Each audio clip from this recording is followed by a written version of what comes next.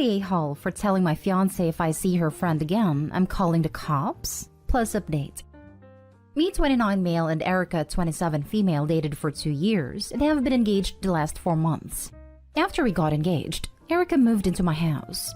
I still pay the mortgage, while she pays for utilities, groceries, and household items.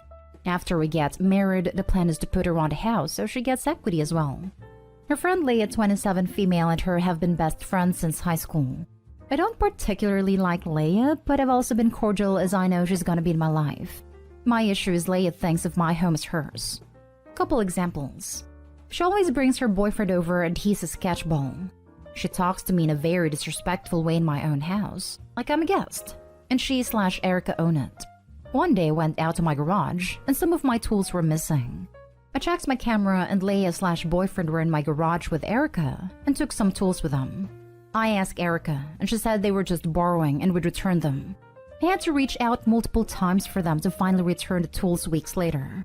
I have a nice wine/liquor collection and I was working late on Friday. While working, I heard some clanking of bottles together. Erica wasn't home, so I went out to see what was up. Leah was behind my bar. I asked what she was doing, and she said Erica told her it was okay to borrow a bottle of wine for her party and that she would pay it back. I told her no, that was not alright, and to leave. I asked Erica about this, and she said, I don't remember telling Leah she could take a bottle, but I might have, I don't remember. I told her at this point I wasn't comfortable with Leah being in my house. Erica sort of understood, but she also blew me off. Final straw came when I wanted to go hit some golf balls and my clubs were missing. I freaked out because I golf regularly and my clubs are my biggest investment. Went to check the camera again and Leah used my garage code and took the clubs. I blew up, called Erica and told her to get them back immediately. Erica said Leah had asked for the garage code to grab some clothes from her closet, and not my clubs. I threatened to call the police but Erica stopped me. Leah kept telling us that her boyfriend needed them for a work thing.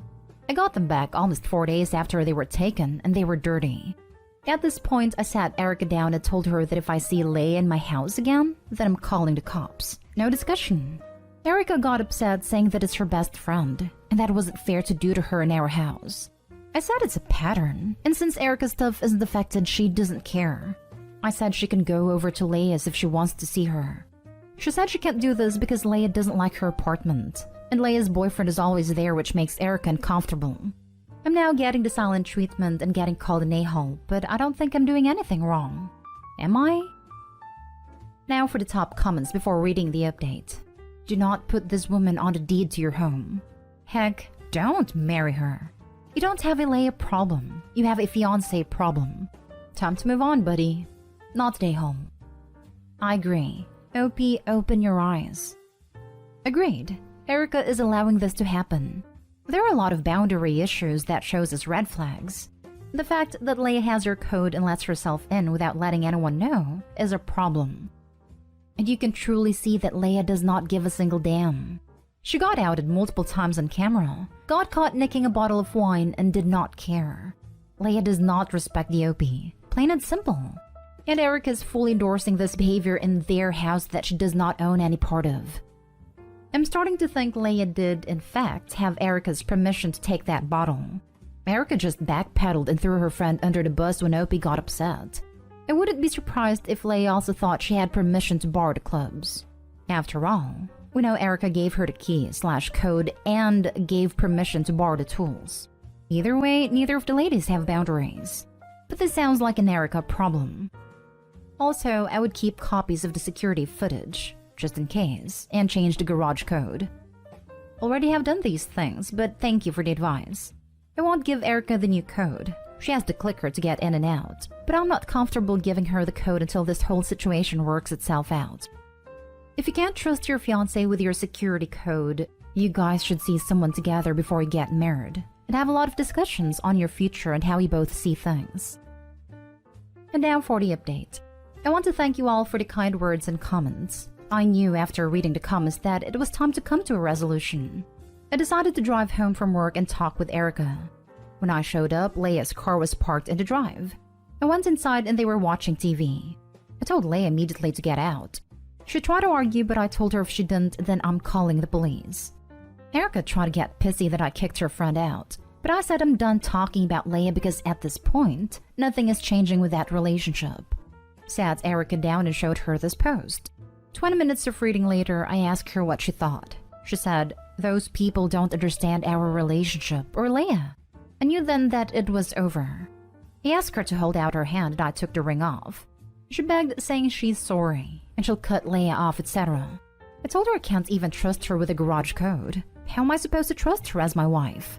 She's locked herself in our room now and I'm in the kitchen packing up her things. I called her mom and dad telling them about what has happened, and they were furious.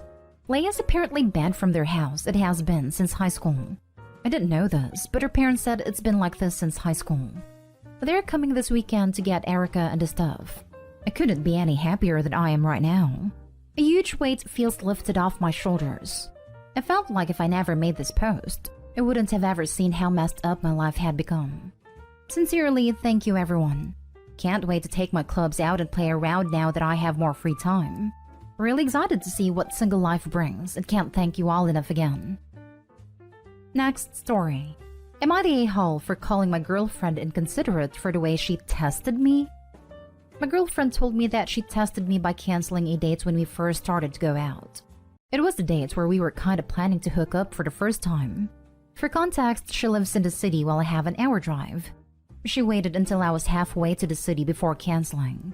I remember texting her as I got into the car and telling her I was on my way, and she still waited until I was halfway to the city. She had a lot of opportunity to cancel before I had driven half an hour. The date being canceled sucked, but she told me she was feeling sick, and I told her it was okay and told her to get better. I had also asked her if she wanted me to come over, and she said she didn't want to. She told me that it was a big moment for our relationship as she found that I'm very considerate. But honestly, I get why she wanted to test me, but I really am pissed off in the way she tested me. She had no consideration for my time and effort. It was as if she really wanted to inconvenience me to see how I would react. I told her that it was pretty inconsiderate to wait until I had driven halfway to cancel, and she had been really inconsiderate in the way she tested me. She apologized half-heartedly and then said it was not a big deal and it has been 4 months. I told her it was a big deal to me, and we had an argument about it. I feel like an a-hole because it feels a really small thing to get mad about. Not an a-hole. The fact that she isn't remorseful at all, that's your second red flag. The fact she's made you feel like the a-hole for being rightfully upset, that's your third red flag. This chick is a manipulative, gaslighting trouble box. I think you were right. Dear God, I'm dating another version of my ex. It's pretty bad when the administrator of the relationship test miserably fails it themselves. Even worse when they fail to allow for the possibility that the other person might actually be dissatisfied with them. She should have kept quiet about her little test. Your behavior on that day was appropriate and considerate. Good for you. Obviously, you passed. But now, going forward, when anything comes up, you may be wondering, is this a test? And is this a test? And is this a test? Because yeah, it might be. You need to have a little discussion about this. This is not a small thing to get mad about. Not the a-hole. Next story is titled, Am I the a-hole for buying a door to my son behind my husband's back? For those who might have been confused, my 35 female husband 46 male believes that until he is 18, our son male 14 shouldn't conceal his room as he is under our care. This has been one of the things straining our relationship lately, as I think that a teen should have some freedom. Maybe not completely out of our sight, but you know, a door at least. But my husband keeps insisting on him having almost no freedom at all. Whenever I bring up the door thing, he just shuts me down with, "This is what it'll take him to be a man, and this is how I was raised." So, both my son's birthday and Christmas are coming up, and I decided that he should finally have a door to his room. So I went behind my husband's back and bought a new door, and heard it to be installed while they were both away. When my son came from school, he was incredibly delighted, but my husband didn't receive the news so well. He told me that this is not the kind of decision that I should be making by myself, and that I disrespected his authority, and now he's refusing to even sleep in the same bed as me. I've been wondering if this should have been a conversation rather than me disrespecting his wishes. So, am I the a-hole for going behind my husband's back to get a door for my kid? Now for the comments. Not the a-hole. Your husband is super controlling. Scary, frankly. Not only this, but it's mistreatment. When CPS found out I wasn't allowed a door, that just had a curtain, and that my mom's boyfriend would sneak down the stairs unexpectedly to yank open at random intervals, it almost caught me naked while I was changing a few times. They went off. Not only is it maltreatment, it's a fire hazard. If you have a house fire, your son has nothing to stop that fire from entering his room before it can get out this window, which would likely result in either massive bodily injury due to burns and smoke inhalation, or at worst, death. The husband is mistreating and putting his son at risk. Some kind of man he turned out to be. Edited to add, please find a safe way to live with your son. Frankly, I'm worried that things will escalate in the way he treats the both of you if you continue to stand up for yourself with your shiny new spine, OP. I don't want you trapped in a home with a violent person. No one deserves that. Not stay home. Your husband was the one who made the decision to not let him have a door, without your input, and now you've shown him what that's like, and he doesn't like it. My question is, why have you stayed so long with a man who treats your son this way? Yes, this feels awful, and frankly, I have an insane amount of resentment for any man who seems to think he automatically has authority and dominion over his home as the ultimate ruler. BS. Opie's not the a-hole for getting him a door. But if she doesn't realize that this is going to be a never-ending battle in his teens, and that he's going to leave and not come back once he turns 18 unless they get their act together, she's got some very rude surprises coming. Not stay home. There are bigger issues here than the door, which is already a big issue. I believe not having door or any right to privacy is maltreatment. I'm sorry your husband was brought up in an awful home, but that doesn't give him the right to mistreat your son. You had your son at 21 when your husband was 32. That's a concerning age gap. That once combined with your husband constantly shutting you down, punishing you and your son for disrespecting his authority, and you feeling the only way you can have a say and do something for your child is by sneaking around your spouse, it all combines to worrying conclusions. I'm worried your husband has an unhealthy totalitarian head of household mindset. There is no excuse, be it upbringing or religion, for his behavior. Think about if the status quo is really what you want for yourself and your child. Last story. Am I the a-hole for canceling a vacation with my fiancé and taking my daughter on a vacation? My daughter Maya, 16, has severe anxiety. She goes to therapy and is on medication, but we still can't push her too hard on certain subjects like school. I've always had a policy that as long as she tries her best and passes, I'm happy.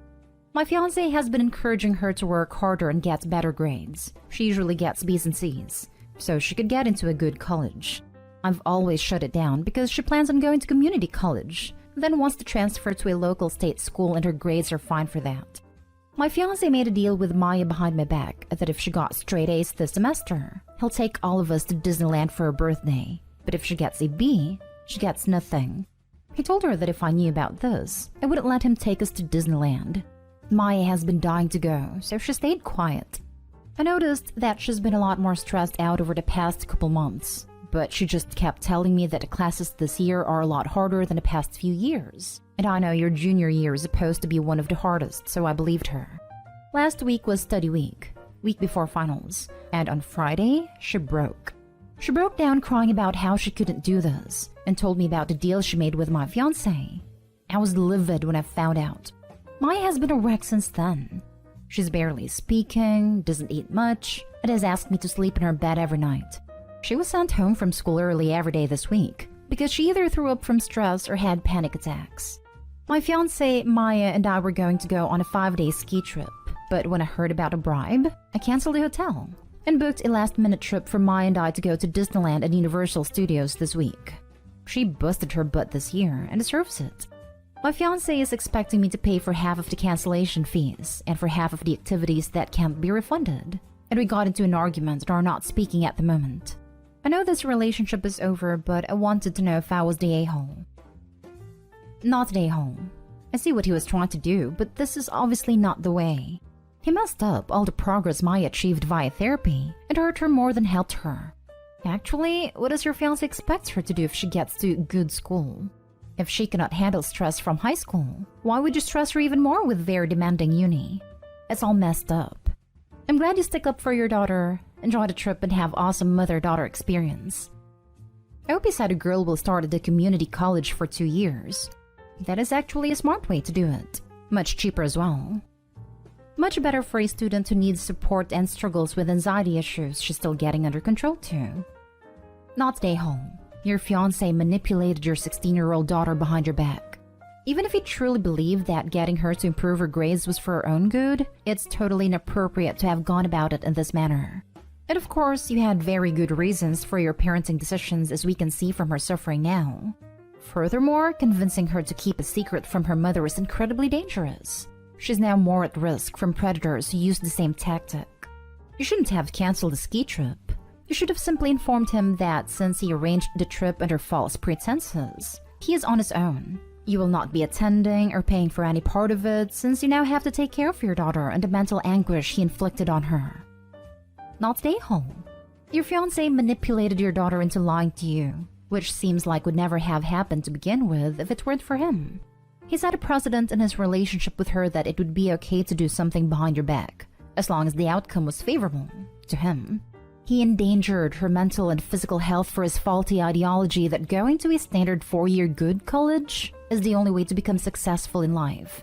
If this ploy would have been successful, what would have been the next thing you felt he needed to correct in your parenting behind your back? I wanted to say you should pay the fees, but the more I think about it, the more I feel it should be payment for him manipulating everyone.